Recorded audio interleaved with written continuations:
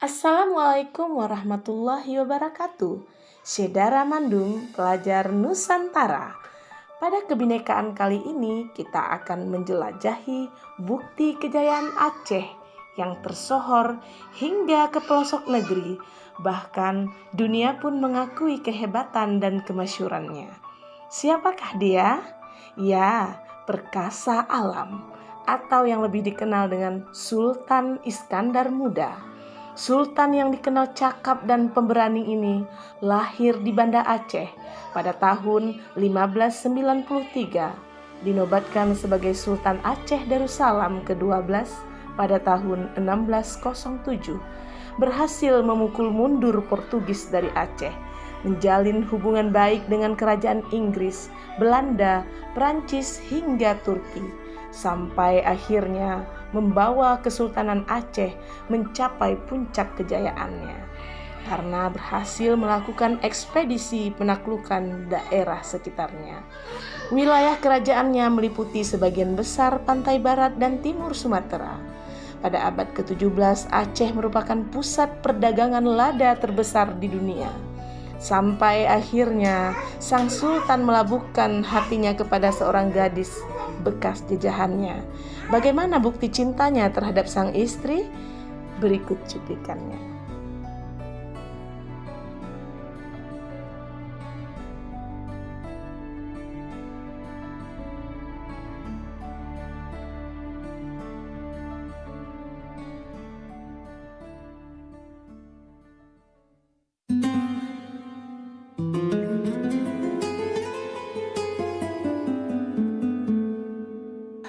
Pada abad ke-16, imperialisme Eropa yang pertama kali datang ke Asia Tenggara adalah Portugis, yaitu pada tahun 1500 Masehi dengan menaklukkan Malaka. Namun pada akhirnya mereka menemukan lawan sepadan, yaitu Kesultanan Aceh Darussalam. Konflik berlangsung ratusan tahun hingga Sultan Iskandar Muda bertarung melawan Portugis di perairan Johor. Saat itu, Sultan Johor, yaitu Sultan Bujang yang pro-Portugis, menduduki negeri Pahang. Hingga pada tahun 1617, Sultan Iskandar Muda menyerang negeri Pahang dan berhasil menawan keluarga Sultan dan 10.000 rakyat Pahang, yang pada akhirnya dibawa ke Aceh, termasuk salah seorang putri dari keluarga Diraja Pahang yang bernama Putri Kamalia, yang kemudian diperistri oleh Sultan Iskandar Muda perkasa alam. Putri Pahang itu termasyhur dalam sejarah Aceh karena kecerdasan dan kebijaksanaannya. Di tanah Aceh, Putri Pahang dikenal sebagai Putro Pang. Setelah sang putri menetap di Istana Kesultanan Aceh, beliau pun merindukan kampung halamannya. Sang sultan yang sangat mencintainya lalu memerintahkan para arsitek untuk mewujudkan taman gunungan yang menyerupai bukit-bukit di negeri Pahang. Kemudian, taman tersebut dijadikan sebagai tempat bermain, sebagai pelepas rindu kampung halaman. Taman Sari Gunungan disebut juga Taman Gairah, yang di tengahnya mengalir Sungai Daroy atau Darul Asyiki. Setelah Sultan Iskandar Muda wafat, Kerajaan Aceh kemudian dipimpin oleh Sultan Iskandar Sani, yang merupakan menantu Sultan Iskandar Muda. Hanya beberapa tahun, Sultan Iskandar Sani pun wafat, yang kemudian digantikan oleh istrinya sendiri, yaitu Sultanah Safiatuddin, yang tidak lain merupakan putri kandung Sultan Iskandar Muda, yang memerintah selama 34 tahun lamanya.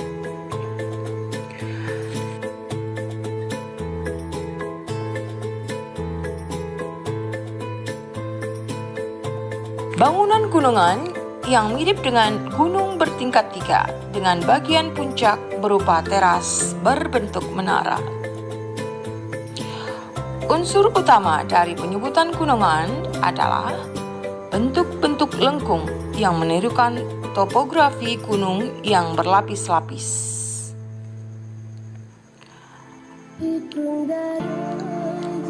Di sebelah barat gunungan terdapat batu bundar berteras.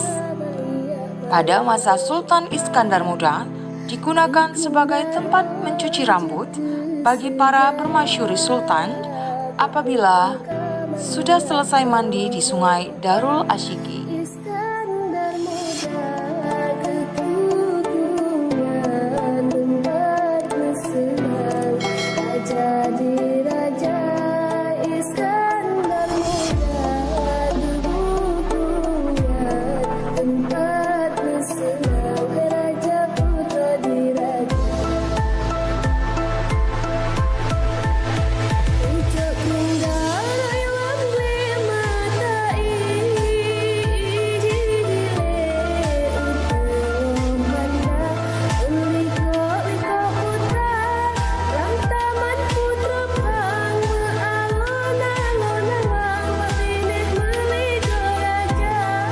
Bagian timur gunungan terdapat pintu Kop.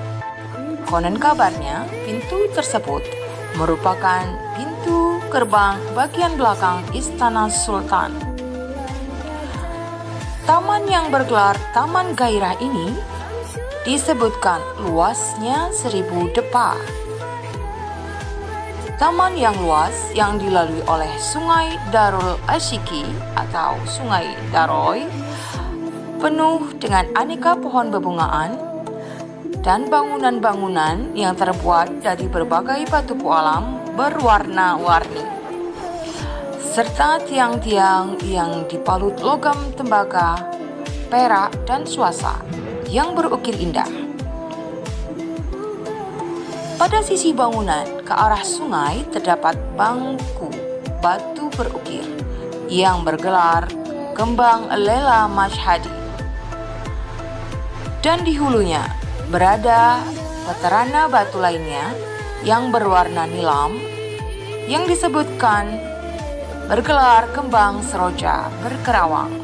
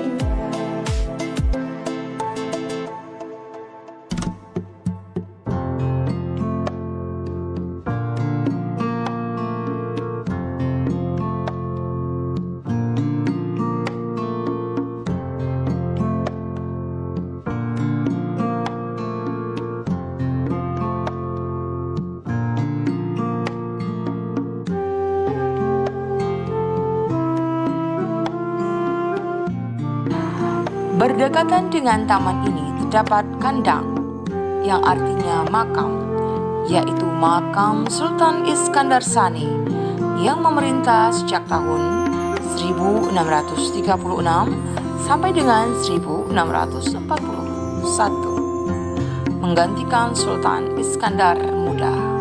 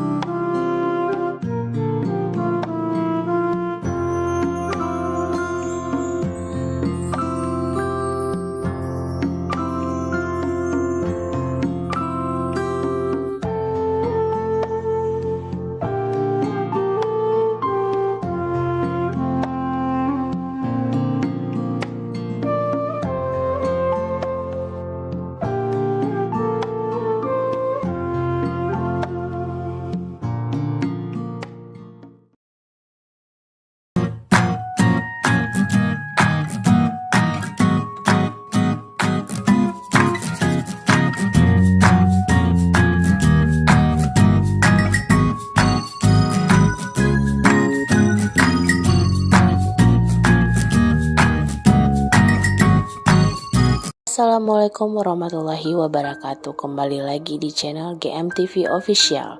Kali ini kita akan kembali membahas mengenai situs sejarah yang sudah melegenda di rakyat Aceh, yaitu mengenai Taman Putropang. Taman Putropang sangat dikenal sebagai pembuktian cinta dari Sultan Iskandar Muda kepada permaisurinya, yaitu Putro Pahang dari Malaysia.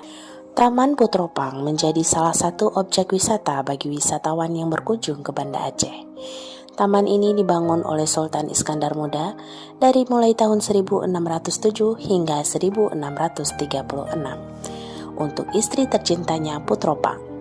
Ia dipersunting menjadi permaisuri raja pada waktu itu. Taman ini dibangun karena Sultan sangat mencintai Putropang atau Putri Kamaliah agar sang permaisuri tidak kesepian ketika ditinggal Sultan untuk menjalankan roda pemerintahan. Dikisahkan pembangunan taman ini merupakan permintaan dari Putropang, putri raja yang dibawa ke Aceh oleh Sultan Iskandar Muda setelah kerajaan Pahang ditaklukkan. Di taman ini juga terdapat pintu kub, gunungan, dan kandang. Pintu kub ini menghubungkan langsung dengan istana dengan taman berbentuk kubah. Di bawahnya mengalir air yang dijadikan tempat mandi permaisuri pada saat itu. Anak sungai itu sekarang diberi nama dengan Krung Daroy. Pintu kub yang dibangun digunakan tempat beristirahat bagi Putropang selepas mandi di Krung Daroy, bersama dengan dayang-dayang yang membasuh rambut permaisuri sembari keramas dan mandi air bunga. Gunungan tersebut dinamakan Taman Gairah atau Taman Para Raja yang menjadi bagian situs sejarah kejayaan Kerajaan Aceh. Sedangkan kandang dijadikan tempat makam Sultan Iskandar Sani, menantu Sultan Iskandar Muda yang memerintah tahun 1636 hingga 1642 Masehi. Iskandar Sani adalah anak Sultan Pahang Malaysia yang menikah dengan Sultanah Safiyatuddin Tajul Alam pada tahun 1642 hingga tahun 1673 Masehi. Menurut sejarah, Putropang memiliki kecakapan dalam menyelesaikan persoalan, bijaksana dalam setiap memberikan masukan kepada raja, hingga Putropang selain menjadi permaisuri kesayangan raja, juga diangkat menjadi penasehat raja. Karena Putropang selalu cakap dalam menyelesaikan sengketa di tengah-tengah masyarakat pun kerap meminta masukan untuk menyelesaikan berbagai macam sengketa hukum pada masyarakat. Ketika Iskandar Sani naik tahta pada tahun 1636 Masehi, pembangunan taman diperluas menjadi 1000 depa.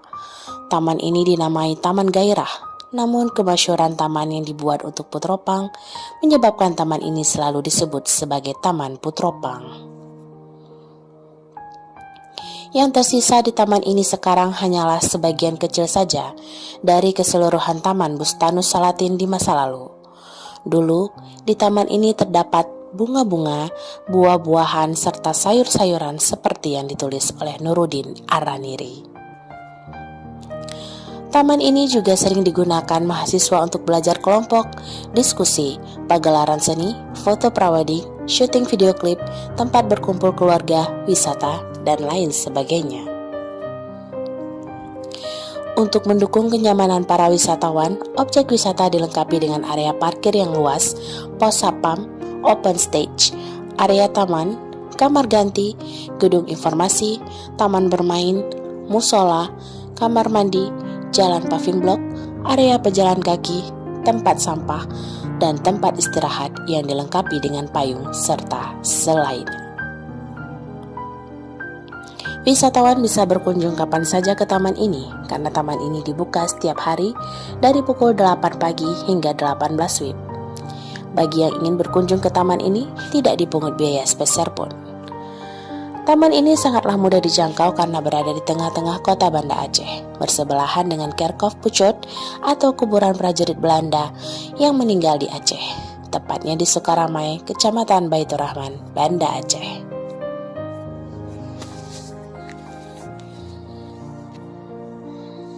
Saudara Lun, saat ini saya sedang berada di komplek makam Sultan Iskandar Muda yang terletak di Gampung Puniti, Kecamatan Baitur Rahman, Kota Banda Aceh.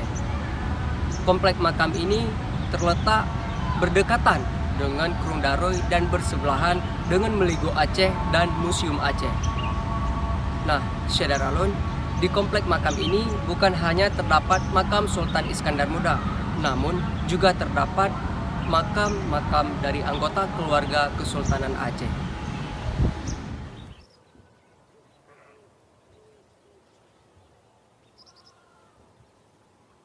Syederalun, berbicara tentang sejarah Aceh, Sultan Iskandar Muda merupakan raja yang memimpin kerajaan Kesultanan Aceh pada tahun 1607 sampai 1636 dan membawanya pada puncak kejayaan. Sehingga makam Sultan Iskandar Muda dijadikan sebagai tempat wisata religi dan ditetapkan sebagai cagar budaya nasional agar mancanegara dan masyarakat Aceh tentunya dapat selalu mengenang dan mengingat sejarah yang ada di Aceh. Makam ini dulunya sempat dihilangkan jejaknya oleh pihak Belanda pada saat Perang Aceh. Namun, kemudian baru ditemukan kembali pada 19 Desember 1952 berkat petunjuk yang diberikan oleh bekas permaisuri salah seorang Sultan Aceh yang bernama Pocut Merah.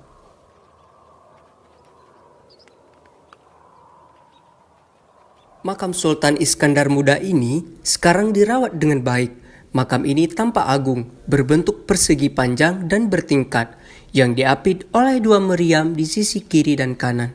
Di makam itu juga dihiasi dengan lafaz tauhid berwarna emas yang diukir di setiap sudut makam.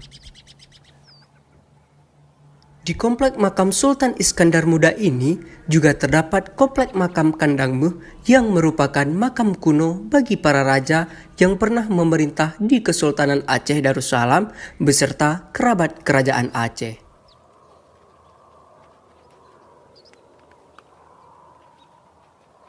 Komplek makam ini terdapat di dua wilayah.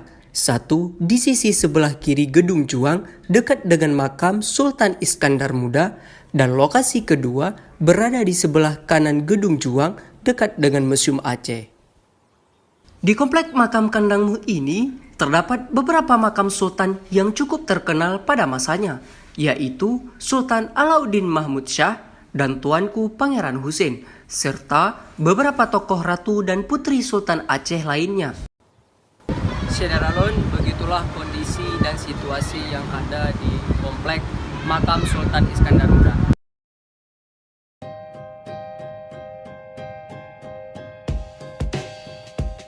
Syederalun, komplek makam Kerkhof Pocut merupakan komplek makam kuno Belanda.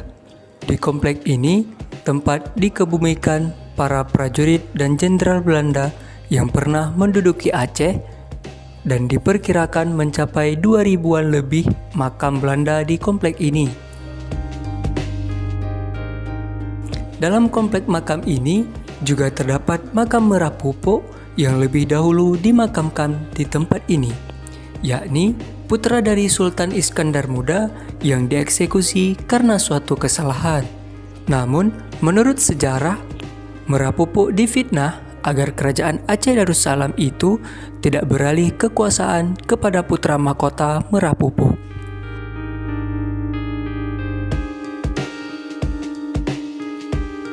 Di komplek makam ini juga terdapat makam Jenderal Johann Herman Rudolf Kohler yang tewas di depan Masjid Raya Baitur Rahman karena diterjang peluru penembak jitu pasukan Aceh yang bersembunyi di balik semak.